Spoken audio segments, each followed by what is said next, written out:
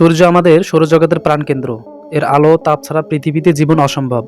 কিন্তু যদি কল্পনা করা হয় হঠাৎ একদিন সূর্য হারিয়ে গেল, তাহলে কি ঘটবে? এটি এক অদ্ভুত চিন্তা। কিন্তু বিজ্ঞানের আলোকে এই কল্পনাকে বিশ্লেষণ করলে আমরা কিছু গুরুত্বপূর্ণ বিষয় বুঝতে পারি। যদি হঠাৎ সূর্য হারিয়ে যায়, আমরা সঙ্গে সঙ্গে তা বুঝতে পারবো না।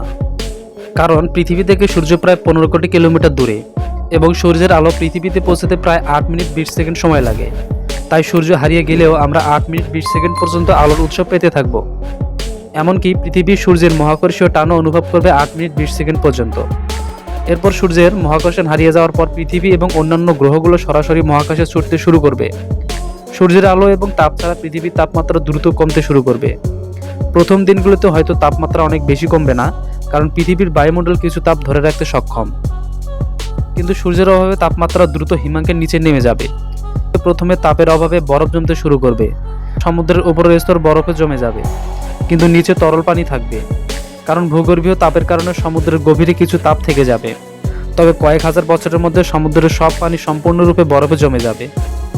সূর্য পৃথিবীর একমাত্র আলোর প্রধান উৎস। সূর্য ছাড়া রাতের আকাশ চিরতরে অন্ধকারে ঢেকে যাবে। তবে কিছুদিন পর্যন্ত চাঁদ থেকে প্রতিফলিত হওয়া সূর্যের আলো আমরা দেখতে পাবো, কিন্তু তারপর চাঁদও অন্ধকার হয়ে যাবে আর রাতের আকাশে দেখা যাবে শুধু দূরবর্তী তারকারা। সূর্যের অভাবে পৃথিবীর অধিকাংশ প্রাণী খুব দ্রুত বিলুপ্ত হবে। উদ্ভিদগুলোর বেঁচে থাকা অসম্ভব, কারণ তারা সালোক সংশ্লেষণ প্রক্রিয়ায় সূর্যের আলো সংগ্রহ করে খাবার তৈরি করে।